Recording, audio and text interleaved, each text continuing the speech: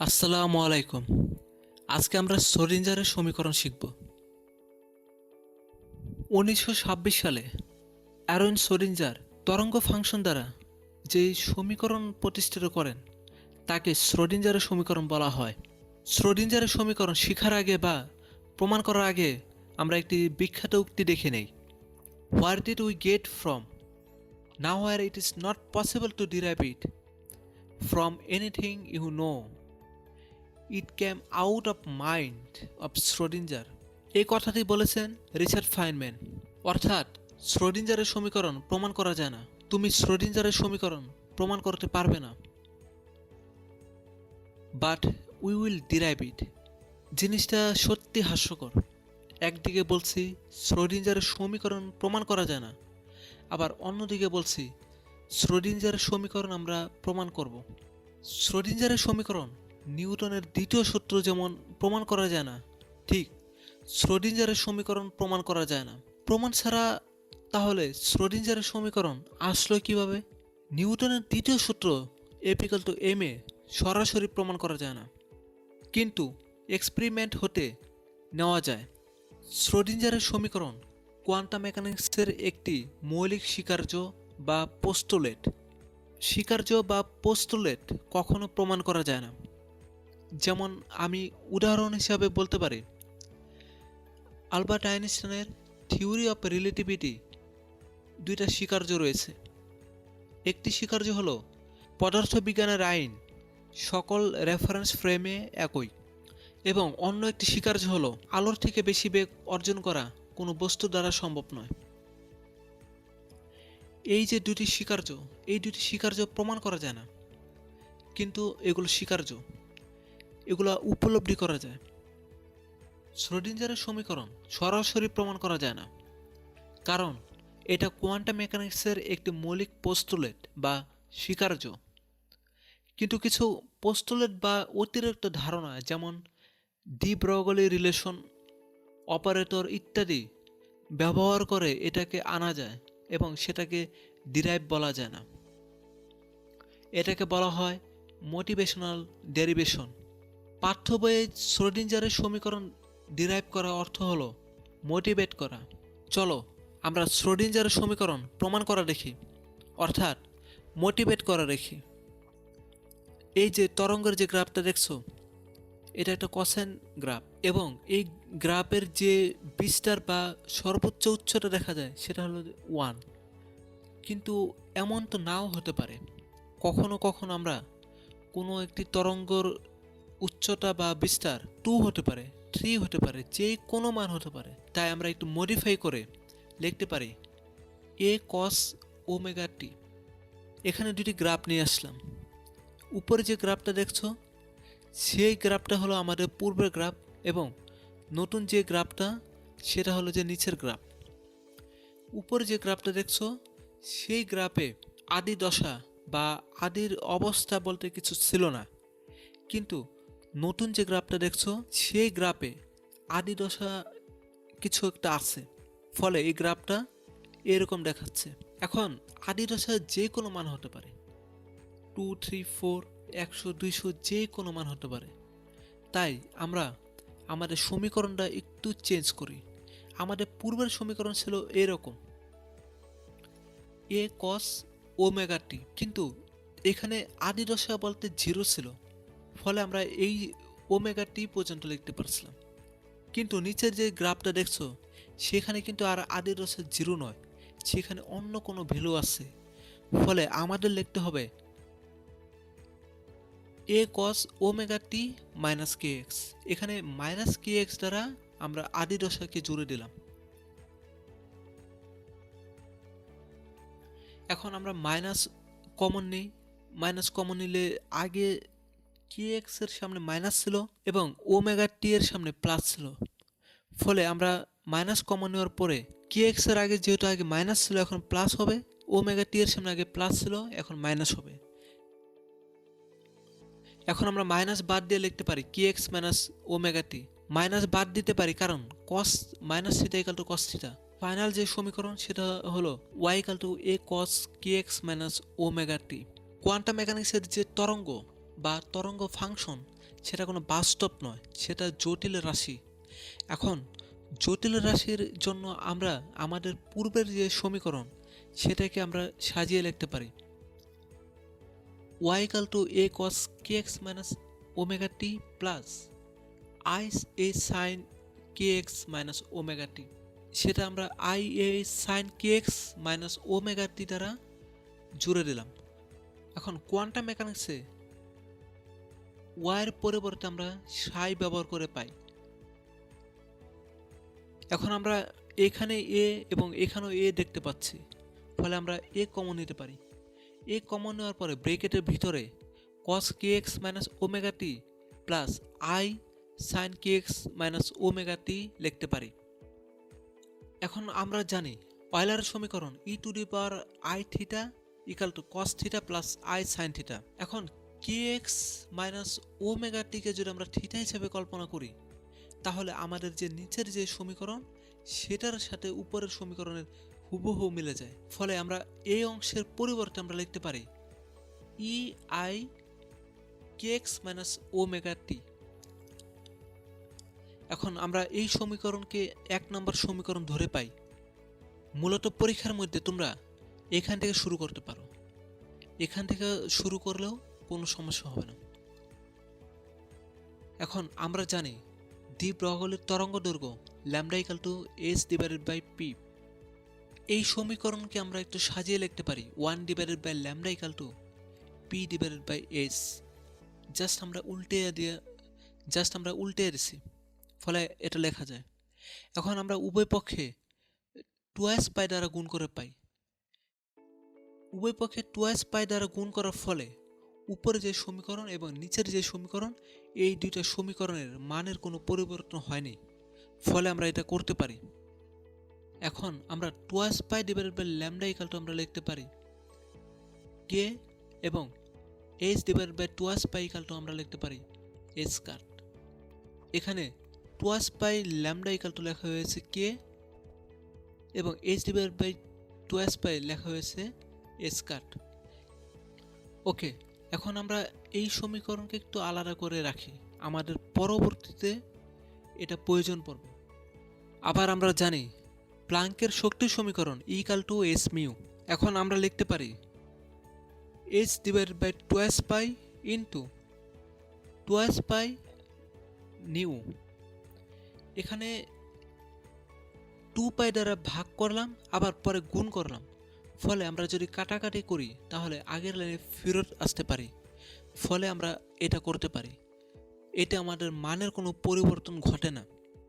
এখন আমরা তো জানি h divided by 2s pi equal to h cut এবং 2 পাই নিউ ইকুয়াল টু হলো ওমেগা।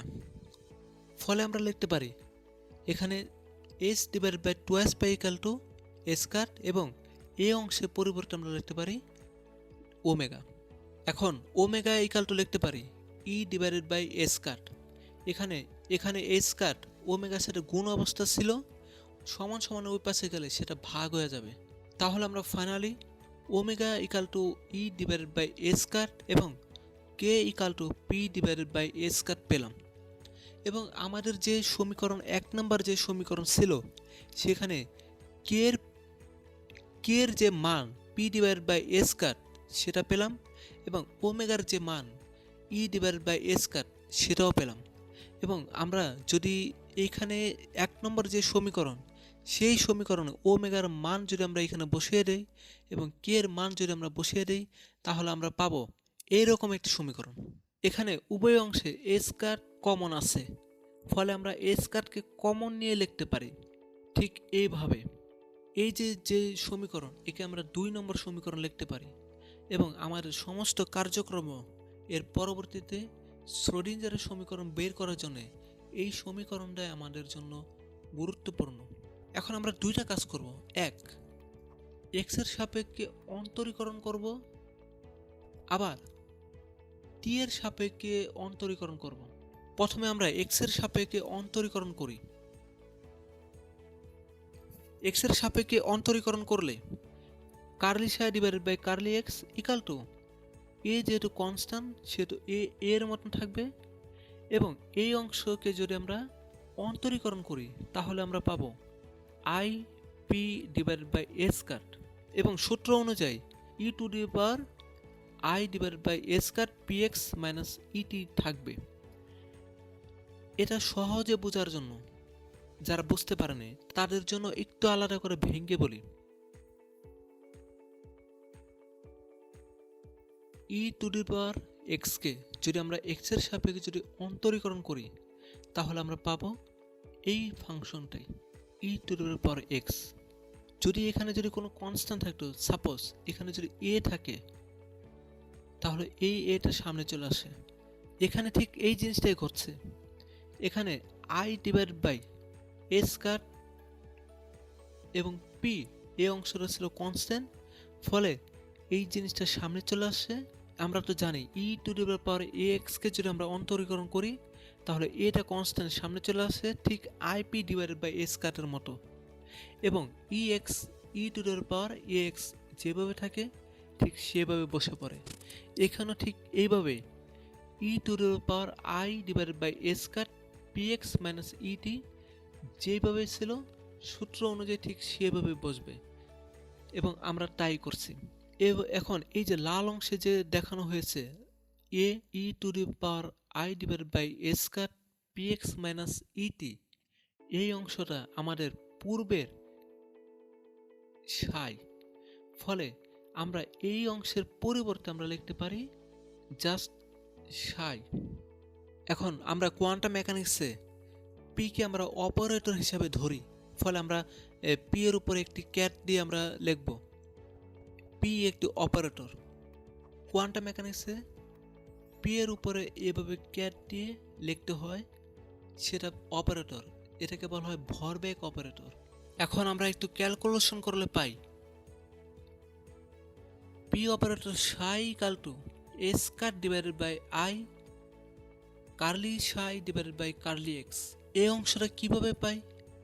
এখানে আই আগে পি অপারেটরের সাথে গুণ অবস্থা ছিল, এখন সমীকরণের ওই পাশে গেলে সেটা ভাগ হয়ে যাবে, এবং এ স্কয়ার ভাগ অবস্থা ছিল, সমীকরণ ওই পাশে গেলে সেটা গুণ অবস্থা হয়ে যাবে, এবং অবশিষ্ট পি অপারেটর সাই এই দুইটা অংশ একত্রে থেকে যায়, এবং আমরা এইভাবে লিখতে পারি।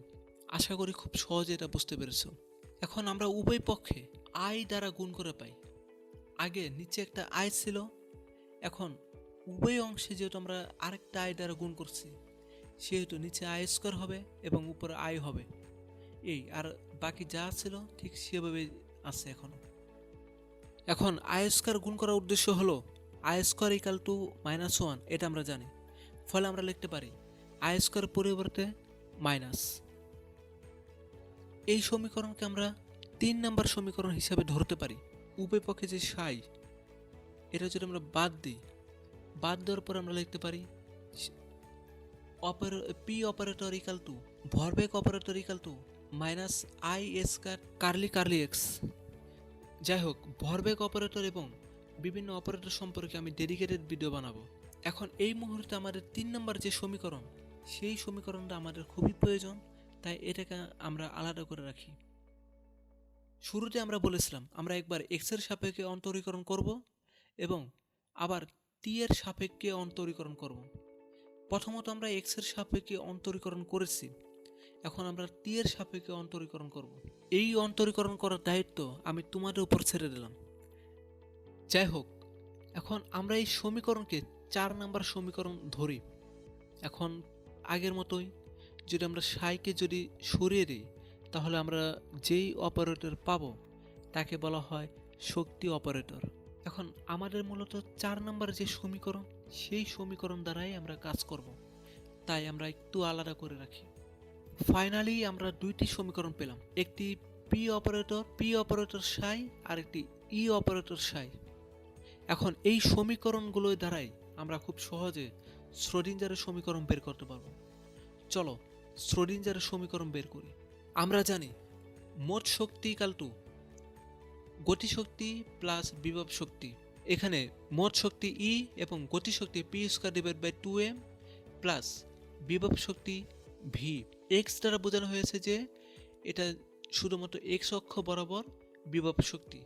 কোয়ান্টাম মেকানিক্সে আমরা এখানে ই এর উপরে ক্যাট দিয়ে আমরা ই কে অপারেটর হিসাবে চিহ্নিত করলাম এবং পি এর উপরে ক্যাট দিয়ে আমরা পি কে অপারেটর হিসাবে চিহ্নিত করলাম এবং সমীকরণ উভয় পক্ষে আমরা সাই দ্বারা গুণ করে পাই E operator psi equal to p square divide by 2m psi plus V সাই। অর্থাৎ আমাদের সমীকরণ বাম অংশের আমরা ইতিমধ্যে মান বের করেছি এবং পি সাই এর মানও আমরা ইতিমধ্যে বের করেছি। অর্থাৎ পি স্কয়ারের পরিবর্তে যদি আমরা এই মানটা যদি বসাই তাহলে আমাদের কাঙ্ক্ষিত আমরা মান পাবো।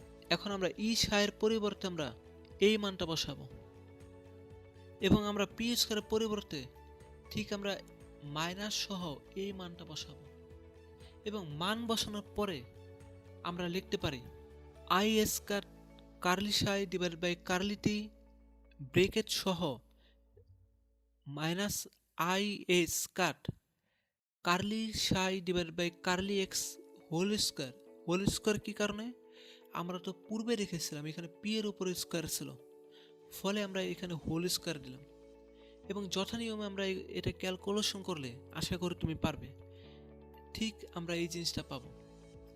আর এই জিনিসটাই হলো শ্রোডিঞ্জারের সমীকরণ। এটাকে বলা হয় শ্রোডিঞ্জারের সময় নির্ভর একমাত্রিক সমীকরণ। একমাত্রিক সমীকরণ বলার উদ্দেশ্য হলো এখানে আমাদের শুধুমাত্র একমাত্রিক সমীকরণ বলার কারণ হলো এখানে এক্স রয়েছে অথবা ওয়াইও থাকতে পারে অথবা জেডও থাকতে পারে, যার অর্থ এই সমীকরণ হলো এক্স বরাবর শ্রোডিঞ্জারের সমীকরণ এবং এটা হলো সময় নির্ভর। এখানে সময় নির্ভর বলার উদ্দেশ্য হলো এখানে সময় টি আছে, এই সমীকরণটা সময়ের সাথে পরিবর্তন হয়, এই জন্য এটাকে বলা হয় সময় নির্ভর একমাত্রিক সমীকরণ। আমরা পরবর্তী ভিডিওতে শ্রোডিঞ্জারের সময় নিরপেক্ষ সমীকরণ প্রমাণ করব। যাই হোক, আমরা তো শ্রোডিঞ্জারের সমীকরণ পেলাম। এখন শ্রোডিঞ্জারের সমীকরণ সম্পর্কে ইম্পর্টেন্ট দুইটি কথা বলবো। এক, শ্রোডিঞ্জারের সমীকরণকে নিউটনের দ্বিতীয় সূত্রের সাথে তুলনা করা হয়। দুই, ক্লাসিক্যাল মেকানিক্সে নিউটনের দ্বিতীয় সূত্র যতটা গুরুত্বপূর্ণ, ঠিক কোয়ান্টাম মেকানিক্সে শ্রোডিঞ্জারের সমীকরণ ততটা গুরুত্বপূর্ণ। শ্রোডিঞ্জারের সমীকরণ ছাড়া কোয়ান্টাম মেকানিক্স টোটালি অসম্ভব। যাই হোক, আজকে এই পর্যন্ত। পরবর্তী কোনো ভিডিওতে দেখা হবে।